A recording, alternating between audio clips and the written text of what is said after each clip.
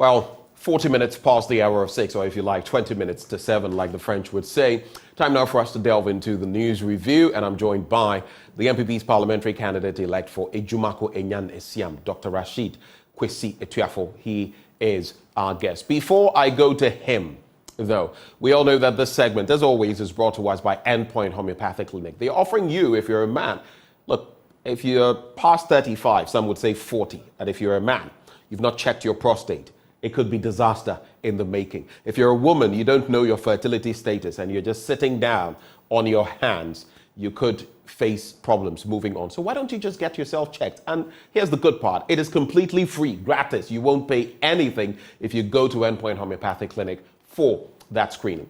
Here's where you can locate them. Here in Accra, they are located at Spintex opposite the Shell signboard. There's Kumasi Kronomu Abwe here behind the Angel Educational Complex. The Stakradi Anaji State Tema Community 22, Techiman Hanswa and Esiama Nzema. If you'd like to call them, the numbers are 0244 867 068 or 0274 234 321. Endpoint Homeopathic Clinic, the end to chronic disease. But just the start of the newspaper review. Dr. Etuafo, a very good morning to you, sir. Good morning.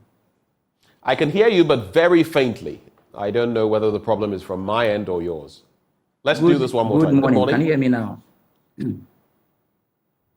Hello, Doc. Good morning. Can you hear me now? Okay, I can hear you. I think it's just the sound that's a bit low. Well, I think congratulations are in order. You went unopposed. Why exactly did that happen? Was it because of the good work you had done in the past? What exactly made you succeed in this exploit of going unopposed? Because usually there would be a contest. Just break it down for us. What happened? I would want to say good morning again to your cherished viewers, especially those from Ejumako and Yenesiam. Like you rightly said, it was as a result of what we have done in the past and how aggressive we were with our campaign in 2020. Quite unfortunate that we couldn't win the 2020 elections. And so the delegates, through the polling station executives and the coordinators, decided that for 2024, they would prefer that they gave me an opportunity. And so the 47 electoral coordinators put themselves together, contributed and acquired my forms and saw me through the process. And so I think that largely the constituents and the constituency saw what we did in 2020, how well we campaigned, how well we committed ourselves to the campaign. And so based on that, they chose to give me the mandate again.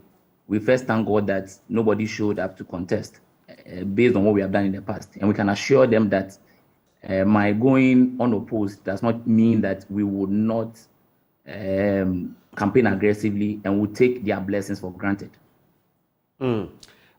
Just a few more questions I want to run by you on that. You say nobody showed up to contest. There's been a problem within the MPP and even the NDC at some point, but in recent times within the MPP, the last election talk about, oh, this person is going unopposed. The party grassroots did not like the idea. Don't you feel if you had a contest and you had got the nod, that would give you more of a political backing? And here's why I say this. The last election, you lost to Dr. Cassiel Atoforsen, who now is the minority leader. It's a tall order for you, and it wasn't a very close fight. So don't you think that would have put you in better stead in terms of not just winning the battle, but also winning the war? I mean, the fact is that this is not the party imposing me on the delegates or putting up structures that would deny people an opportunity to contest. I mean, we went through the process. The nominations were opened, just like any other constituency. People were given opportunities to pick up nominations.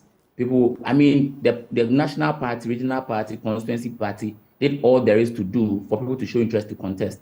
And so it is different from someone sitting at the top or sitting elsewhere and imposing a candidate on the constituents. By this time around, it is the constituents themselves, the grassroots people, the grassroots delegates that, for me, has shown me this love. Now, dovetailing into our performance in 2020, I mean, like I said, there are a lot of factors that led us into where we got to that we have identified. One of it, which I think that might not having a contest would solve, is the cracks that happens in the Jumako after primaries. I mean, after the 2019 primaries, there were huge cracks in our party, which I have said earlier and elsewhere. That I am confident and assuring the constituents of the Jumako NACM that this time around, the MPP party in the Jumako will heal, will mend the cracks. I mean, for the very first time, I saw older folks, older constituency executives in 96 who wanted the seat. I saw 2,000 former executives. I saw 2004. I saw 2008. I even saw 2012 at the acclamation. What it means is that we are all eager and somewhat ready to mend our cracks, the cracks that gets the opponent to filter through. And so it is not just about somebody imposing me on them that they would reject. It is rather they agreeing to say that we are 47 electoral area coordinators, we are 824 police Doc, station I executives. get the point you're making, but my question is, yes, even those constituency executives can do that. Were there other people who probably would have wanted to take the shot, but felt, these executives are supposedly in the camp of this person, so we're not going to... I don't know whether you get the thrust of what I'm saying, because those constituency executives were not the ones going to contest you anyway. Do you get the point? No, I get it. Largely so, not until someone picks up a nomination form to show interest to contest. I will not know if someone has intentions to contest, but was pushed out by the grassroots people. As we started the process, I went around like any other polling station executive or any other constituency had people go around. Nobody, no constituent showed up to go around the polling station executive to say that I would want to contest. And I have not heard rumors. It's not like I stay in Accra. I am with them. And so if somebody had shown interest to want to contest, would have heard it. And so, like I said, it is not because people wanted to or people didn't believe in me. People who are in a position of authority pushed me to. But it is just because the constituency as a party saw how we fought. Right. I mean, I remember Rashid Kojo did a report in the Jumako. You could go back and play the report and what the constituents said about me. But quite unfortunately, it didn't reflect in the vote. We lost. But I can assure you that once the cracks are going to be mended, we are going to come back stronger. So are you going to beat Dr. Cassiel Forson this time? Are you going to beat him in the 2024 election? I am convinced now more than ever that would give me a proper showdown, as the Vice President and Honorable Kennedy Japan would say. We would fight this to the core. All right. Interesting developments. Congratulations once more on getting the nod from your party at that constituency level. Let's get into the papers now. The Daily Graphic, YEA enrolls 20,000 artisans for training. Graphic Business Stanbic Bank breakfast meeting tomorrow. There's also NCA wins 2 awards at Africa Digital Economy Awards. Support proposed measures in budget. Finance Minister tells parliamentarians. Leadership failure, Ghana's bane. Al-Hassan Andani and Frank Edu Jr. On the back page of that paper, Coach Kunedu injured in Coronation Park violence. There's also Black Princesses subdue Eswatini. And then Kotoko Pip Mediama. If you look at the league log now, Aduana FC actually on top with 21 points after 11 games. And Swatriman also with 20 points. Chelsea with 19. Let's see where Kotoko and Hearts of Oak are. Kotoko in 12th after 11 matches with 13 points. A good 8 points off the leaders. And Hearts of Oak in 14th after 10 matches. So they have a game in hand and they have some 12 points. All right, so let's get to the major stories. The Minister of Finance, Ken Ofori-Atta, has rallied parliamentarians to constructively engage and throw their weight behind the measures outlined in the 2024 budget. He said, as they had done in the past, the House was once again being called upon to support and pass on time the proposed measures in the 2024 budget, which he described as, quote, the most crucial executive policy tool.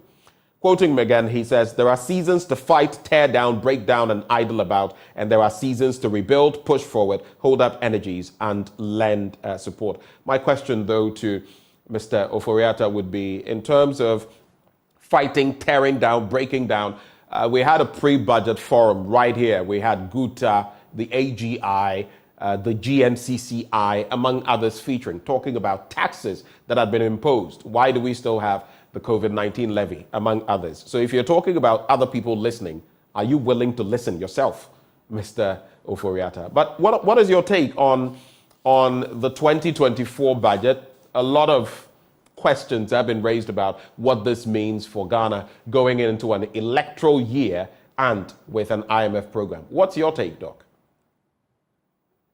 Thank you. I mean, it's an inspiring one, genuinely. What exactly is inspiring about it? Just a moment.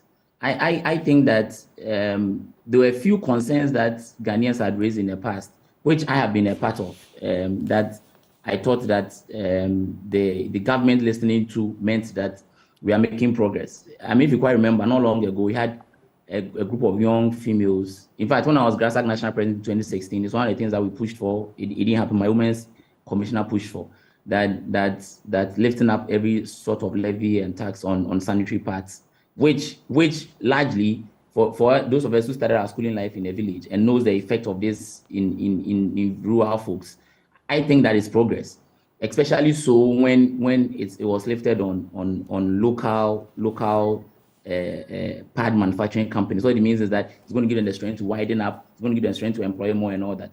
If you look at the other side, which I saw interesting, if you're also in a commercial properties sector where the traditional 15% VAT was imposed as against the flat rate of 5%, which is also progress, you realize that at least those who are in that area of expertise or are in that space would also get some respite.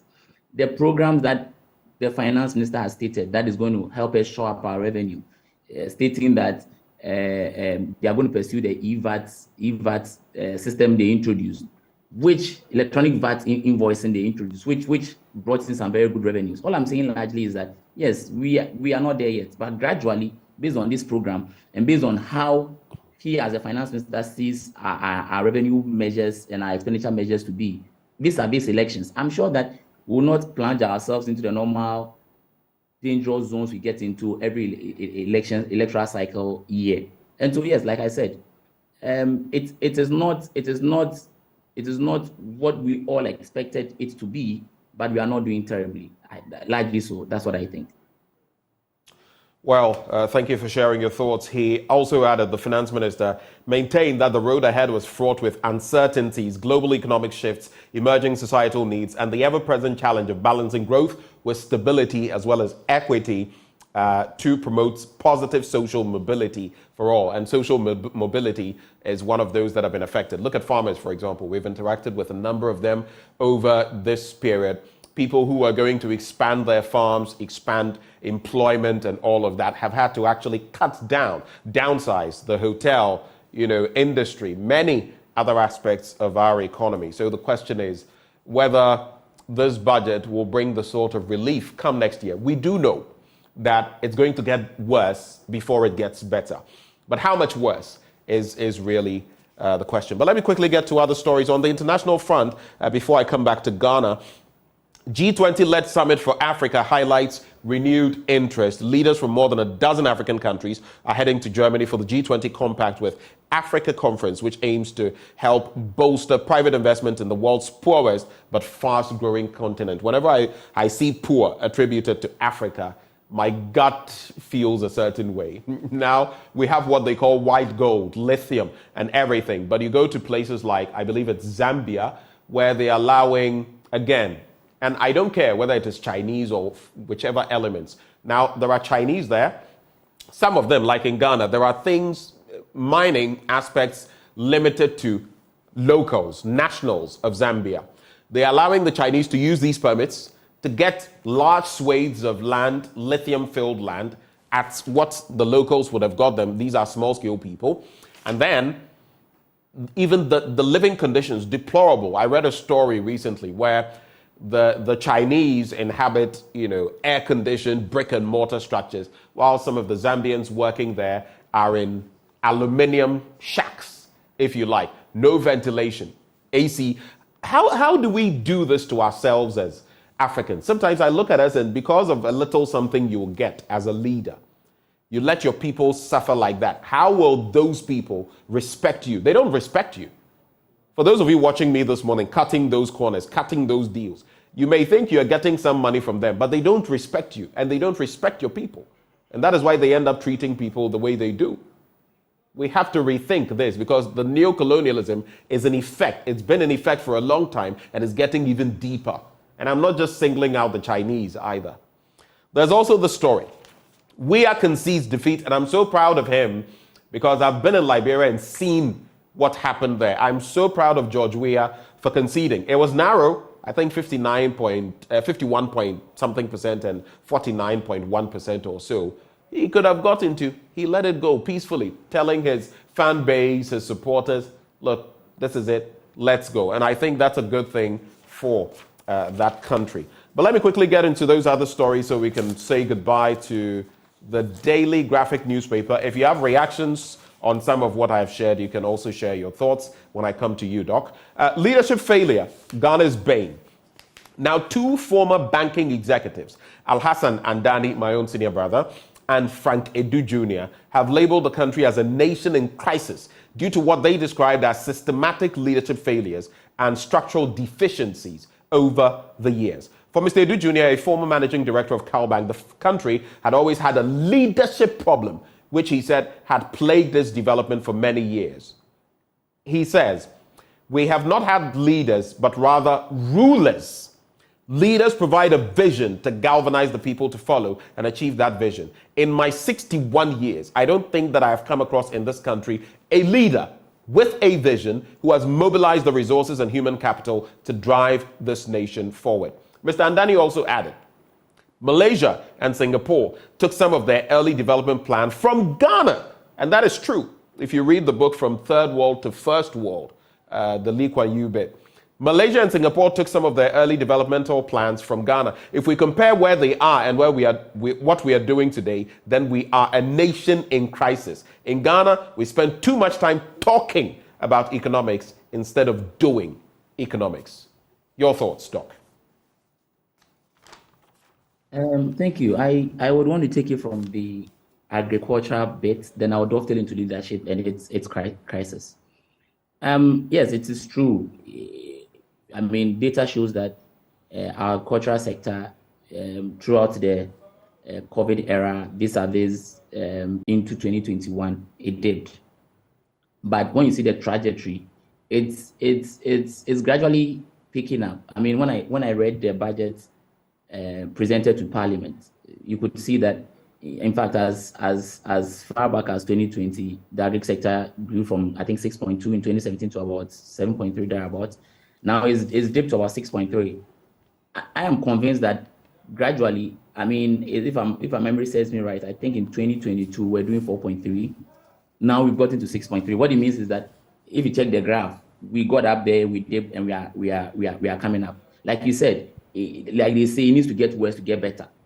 I've heard the finance minister say that it cannot get any worse than it has been. So what it means is that he himself is more than convinced that when we got to it 2022, first quarter 2023, into second quarter 2023, he is convinced that that's how worse we can get. We cannot get any worse than what we have gotten. So from now till 2024 into 2025, our moment of recovery and upward projections. And so, yes, I agree. I'm a farmer. I farm in my constituency, which people know. Which crops do you farm? Oh, I do palm, and I do maize, a few vegetables. In fact, in my home, as I talk to you now, wherever I've stayed, I've had some backyard farm in my home, from pepper, tomato. I do all those things. In fact, I don't remember last time I bought pepper, or I bought plantain, or I bought tomato in Accra here. That's great. So largely, I love to farm. I love to play around that, and so I understand the plight of the farmers. However, programs and projects this government has put in place is getting us back to recovery, and we can assure them that we will get there. It can't get any worse. Now, with the argument of leadership and its crisis, that I may agree, but not in its entirety. We've had leaders who have had visions and programs that has led or is leading to the transformation agenda. You see, some transformation does not start in a year or a decade, or even 2 decades. Like you have said, that's from third world to first world country. I have read a book. In fact, Singapore's transformation. Yes, you're right. It may take decades, but get it right. It took 1 generation, a period of 30 years, and what they did. You see, why we should look at this holistically is that there must be a trend. When you do the trend analysis, we go 1 step back, 2 steps, 1 step forward, 2 steps backwards, or 4 steps backwards. We've seen it with the IMF deals. We've seen it with everything in there. So it's not just about, oh, we think we've had leadership. What is the pattern of leadership? What are the results? How is it showing that, okay, these are the projections. They were able to move from A to C within this period. And so definitely they'll be able to move from C to X within a certain period. Those are the analyses that we must be conducting. If you've seen the Ghana at 100 document put together by the National Development Planning Commission, it says that by the time we're 100, 2057, which is about what, 24 or is it 34 years away, we should have a GDP of about $3 trillion. That will be a pipe dream if we don't get some things right. So it's about the trajectory, Doc. It's not about, oh, we think we're making gains. It's about the trajectory. Are we seeing the kind of thing? Middle income, lower middle income. Look at where we are. Look at the statistics. Look at other countries and what it took them to get there. I think those are the things we ought to be looking at. No, I mean, largely you are right. But what I'm saying is that it's also our want to quickly push out leaders in who manage the country in that 2-term cycle. Because really, I think that, like you said, it takes a decade, 2 or even 3 decades to be able to overhaul a system, as we have studied and realized. But what it is that a government comes in, puts out programs that is faced with challenges. They try fixing the challenges, they fix the challenges, and then we push them away. Another government comes in, they introduce their own programs, they face the challenges, they try fixing the challenges, we push them out. And so it becomes disjointed. Let's look at the education sector. President Kufuor, fantastic job, introduced a 4-year cycle, which was doing fine. Results were coming in good. We chased the MPP out in 2008. Another government comes, in fact, abolishes the 4-year, takes it back to 2.5 years or 3 years. We see it, faced with challenges. They claim to have solved some of the problems. Nana Dankwa Akufo-Addo gets in, introduces free SHS. I mean, the first 2 years was challenging. He admitted it, but he's fought his way. He's built up facilities. That is now our community. We are gradually moving away from the double shift system to single shift system. We are taking a smooth ride. Once we feel as a government that we are airborne, people have started advocating that the government has spent 2 terms, so should be chased away. Once we are chased away, you see an opposition leader promising reviews, promising cancellation, promising. So when this happens, we are almost every day having an undulating system. Like you go up, you come down, you go up, you come. Like you said, the statistics do not support it. All I'm saying is that we've had some very great visionary leaders who have done so much for the country. However, it's also about the citizenry and how we see things. That cannot just be shifted to leadership. I mean, driving from Cape Coast or Mankesim to Accra, you'd see that you had to take policemen standing at almost a kilometer interval to prevent them from driving on the shoulder of the road. Right. Because drivers naturally want to drive on the shoulders of the road. Look at the human resource we have put on that stretch just because we are indisciplined. And then the back will stop with the leadership. That leadership is not provided. So all I'm saying is that, yes, I agree. We have challenges, leadership challenges. But you cannot say that for the past 60 years, which probably includes Kwame Nkrumah, we have not seen anything drastic done in the country. That's not. I don't think anyone actually includes Nkrumah. We have to make tracks because we have to get into the other papers. But if you look at Nkrumah's legacy, if you look at Akosombo, imagine Ghana without Akosombo. How many decades? 63 years on. If you look at the Tema motorway and how we are patching concrete with asphalt and everything. I don't know how many times you use that stretch. It's a death trap. Recently, I had to go hard on government for the road minister to go to Korle Bu. If you saw what it was like from STC to the roundabout, to ICGC, to the Bukom Boxing Arena, to right in front of Korle Bu, it was like a crater in front there. How can we live like this? A hospital that is, it doesn't just serve Ghana. In fact, UGMC refers people to Korle Bu. People come from the West African sub-region, some even outside of West Africa. These are the things we're talking of. And I've always said that we have misleadership. We don't have leadership. But let's get into other stories quickly.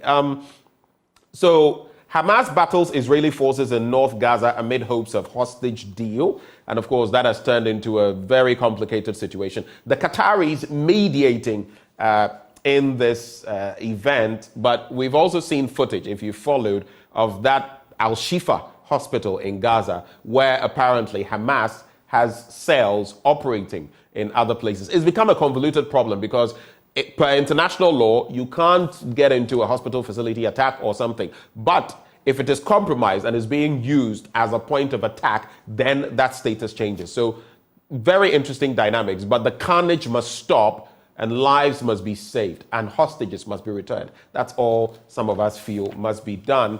There's this quote I'll leave you with in the Daily Graphic. It's one that I think I'll be using this weekend when I share my blunt thoughts with you. It's by Milton Friedman, Nobel Prize winning economist. He says, one of the great mistakes is to judge policies and programs by their intentions rather than their results. It's the results, baby. It's not about intentions. What did you achieve? That's the bottom line. The Ghanaian Times newspaper. Ghana needs $550 billion for energy transition strategy in the next 40 years. That's according to President Akufo-Addo.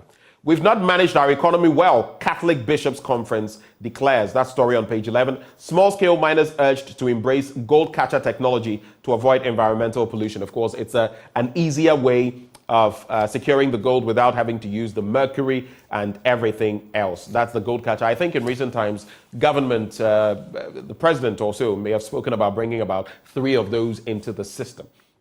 But the Catholic Bishops' Conference has blamed the country's economic malaise and challenges confronting the citizenry on poor economic management decisions over the years. According to them, we acknowledge the current global economic crisis, which has affected the growth of the economy of our country. We also appreciate the effort that government has made so far to handle the impact of the crisis on Ghanaians. It is, however, true that we as a country have not been able to manage our economy well. This has contributed to the current economic woes in which we find ourselves, the Catholic Bishops' Conference said.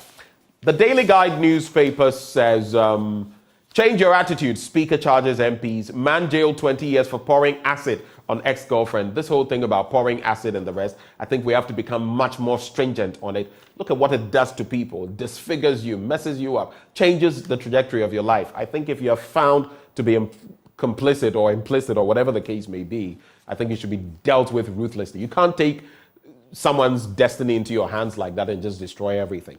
Mahama goofs over teachers' licensure exams, but did he? Well, we'll be having that discussion later today with our guests. But according to the story, it says some people have criticized the argument that the former president makes. It says critics argue that his current stance contradicts the approach taken by his own administration regarding teacher licensure exams. We'll be getting into that story as we have a proper discussion on it later on the show. I'll just leave you with 2 more stories from 2 different papers, and then whichever ones you want to share your thoughts on, you can share with us.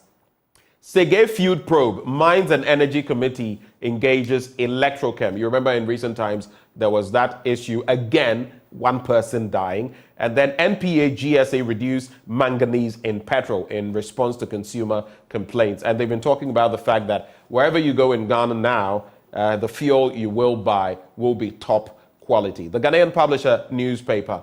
Mahama is a threat to Ghana's progress. Intim Fojo, Deputy Education Minister, says so. YEA to enroll 20,000 artisans. And those are the stories in there. I don't know which 1 or 2 you will pick to reflect on, but those are the stories. Doc, over to you. Thank you. A quick one on the licensure examinations, and it's the opposition leader saying that would not even review. He would cancel it when elected. If not a populist mindset, why would someone want to review a policy that seeks to shaping and put in check the teachers that teaches our kids? Because really, we have seen. Pardon my interjection. Pardon me. I just wanted to find out. You say populist. Are you looking at the policy of it or populism? Because if it were just populism, I would be a bit concerned, because all of you parties, you deal with populism. That's what you ride on. No, but I'm just being honest with you. It's just populist, because really, let me give you an example. You and I have sat on TV to discuss the pass rates on licensure exams. You have seen some of the basic questions that teachers are assessed on and how they feel. And we have been amazed that if these teachers are allowed to filter through the process to go and teach kids, how are they going to impact? True, but we've also been concerned about how it is put together and how you are not even sure what exactly is being examined. There are those aspects. No, I mean, I agree with you. I agree with you. There should be standards for ensuring that if you're going to the classroom, you meet certain standards. I totally agree. But I don't know about, just saying that because he is thinking in this direction, it's popular. Because I've also had my concerns with the exam. While I think there should be a way of measuring, a metric, I've also had my concerns with it. Okay, let me take you through the process. If you see the number of students that sit the exams and presumably so are not able to pass or qualify, I would not say failed, they are not able to qualify to get into the next phase of life. You realize that they are quite a number. So it is populist because, let me say this so that those people have the assurance that once I sit in as president, right, I'm going to cancel something I tried initiating in 2016 before the incumbent party came into power. There's something in 2016, 2017 he had wanted to roll out. So what has changed? All I'm saying is that being someone who has a fair understanding of education, a PhD person, I largely know that we cannot allow professionals to go through the system not filtered. We need to, once you're a professional and you're going to apply your profession to a specific area, the managers of the profession should be sure that whichever institution you are coming from, you are top notch to be able to practice the profession. It happens in engineering where I am. It happens in every profession that you are a part of. We have about 30 seconds to go. In fact, our time is up. So if you want to use that fine. I'm wrapping up. But if you just would say that I'm going to cancel this program, like Intifo just said, and just cancel it because without giving any reason. In fact, I have heard him speak. He didn't give any reason why he wants to cancel. He just said, I am going to cancel it, not even review. What you are saying, if there are challenges that are faced by that program, a review would be fine. Then we are all convinced that, okay, the questions, the moderation, the invigilation, the marking, then I agree that's a review. But a total cancellation said no. And this is the reason why I have said that it's not just about leadership crisis. It's also the kind of people that we as Ghanaians elect into office. And it's the reason why we think that the opposition is really not an option, because really it is not an option. All right. Thank you, Doc. Congratulations once more, and we wish you the very best come 2024, the parliamentary election. That is the MPP's parliamentary candidate-elect for Ejumako Enyan Esiam, Dr. Rashid Kwesi Etuafo. It's his first interaction with the media since having been given the nod. We appreciate your time, sir, and we wish you the best of the day. Thank you so much. We'll do this quite often. All right. Thank you. I look forward to it. Thank you so much. Okay, so that is how we cap off the news review. Sports is up next, but I'd like to wish a very happy birthday, belated happy birthday to my own brother, Anthony Akakpo, Anthony Mawuli Akakpo. Yesterday was actually your birthday, and I celebrate you, big bro. Thanks for being there for me through thick and thin. I also want to end, as always, letting you know that Endpoint Homeopathic Clinic, them day for you. If you want to check out your prostate as a man, head to them, free screening. If you want to check out your fertility status as a woman, head to them, free screening. Locate them here in Accra at Spintex opposite the Shell signboard. Kumasi, Kronumabwe here behind the Angel Educational Complex. The Stakradi Anaji State Tema Community 22, Tichiman Hanswe and Siaman Zama. Their call lines 0244 867 068. or 0274 234 321. Endpoint Homeopathic Clinic, the end to chronic disease. Bringing us to the end of the news review and the start of sports, up next.